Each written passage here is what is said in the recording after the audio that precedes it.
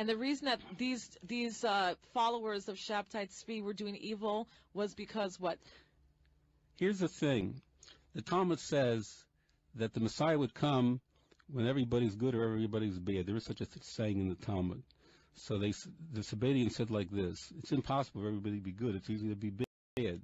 So they turned around the Torah and they said, if you do an evil deed, then you will use up the energy of the universe, and it'll collapse, and you'll force the Messiah to come because you will have used up all the evil in the world.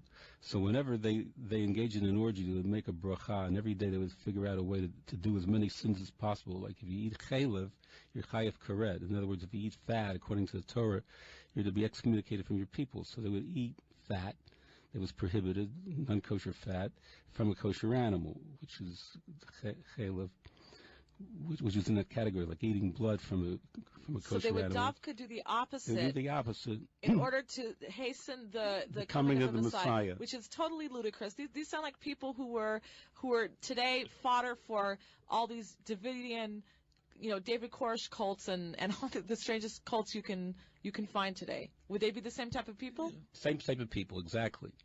As a matter of fact, what happened was then after that, after Shabtai Tzvi died, one of the most powerful Sabbatian cults, as they were called, was a transformation of the Domeh, the most extreme cult, to Europe through an insidious person by the name of Jacob Frank. He died in 1791. Now the Frankists started to spread and take over entire communities and make them satanic. Matter of fact, no less a personality than the Nobel Prize winner Isaac Bashevis Singer describes how a community was corrupted in his Satan in Garay, which is based on very well documented history. So one of the sources that I use is the late Professor Gershom Shalom, who wrote a lot about Shabtai Tzvi.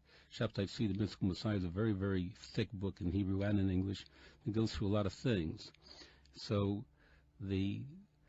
to say that he was involved in conspiracy theories is ludicrous, because he has documented studies.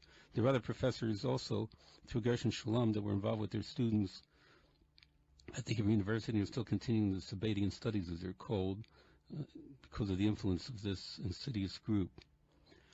And you can actually trace a line historically, which I do in my book, to the CFR from Shabtai Tzvi, and another organization called the Illuminati, which was founded in 1776 by Adam Weishaupt.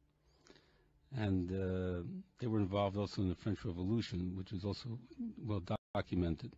So what you're saying is that there really does exist a new world order, that it's not a conspiracy theory, it's a conspiracy. And you're a scientist, so you only deal with facts. You don't like to go on hearsay or on jumping to conclusions. Only fact. You've done research and you come to the conclusion.